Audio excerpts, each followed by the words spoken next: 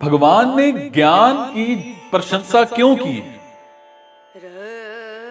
भगवान ने ज्ञान की जो प्रशंसा की है ना, उससे ज्ञान योग की विशेष महिमा झलकती है, परंतु वास्तव में उसे ज्ञान योग की ही महिमा मान लेना उचित प्रतीत नहीं होता।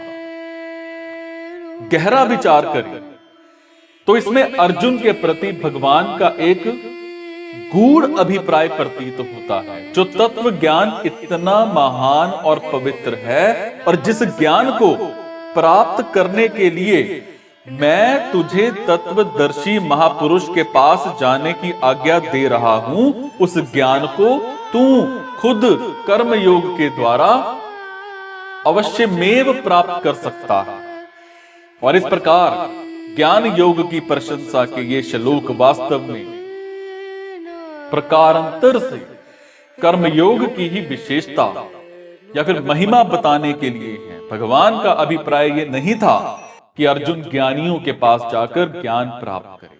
भगवान का अभिप्राय यह था कि जो ज्ञान इतनी दुर्लभता से ज्ञानियों के पास रहकर उनकी सेवा करे और विनय पूर्वक प्रश्नोत्तर करके और उसके अनुसार श्रवण मनन और निधि ध्यासन करके प्राप्त करेगा, वही ज्ञान तुझे कर्म योग की विधि से प्राप्त कर्तव्य मतलब युद्ध का पालन करने से ही प्राप्त हो जाएगा।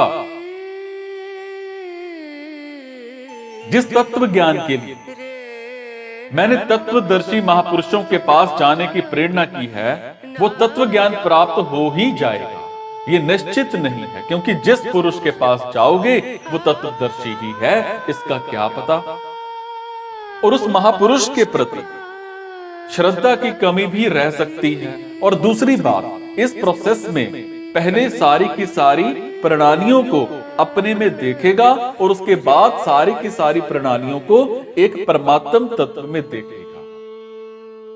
और इस प्रकार ज्ञान प्राप्त करने की इस प्रक्रिया में संशय और विलंब की संभावना है, परंतु कर्मयोग के द्वारा अन्य पुरुष की अपेक्षा के बिना अवश्यमेव और तत्काल उस तत्व ज्ञान का अनुभव हो जाता है। इसीलिए मैं तेरे लिए कर्मयोग को ही ठीक समझता हूं। सो तुझे प्रचलित प्रणाली के ज्ञान का उपदेश मैं नहीं दूंगा। भगवान तो महापुरुषों के भी महापुरुष हैं। वो अर्जुन को किसी दूसरे महापुरुष के पास जाकर ज्ञान सीखने के लिए कैसे कह सकते हैं? भगवान ने कर्म योग की प्रशंसा करके अर्जुन को समता में स्थित होकर युद्ध करने की स्पष्ट रूप से आज्ञा दी। अपवित्रता संसार के संबंध से आती है। तत्व ज्ञान होने पर संसार का अत्यंत अभाव हो जाता है, तब अपवित्रता रहने का प्रश्न ही पैदा नहीं होता। इसीलिए ज्ञान में बिल्कुल भी अपवित्रता जड़ता विकार नहीं है। तत्व ज्ञान लौकिक है, जबकि परमात्म ज्ञान अलौकिक है।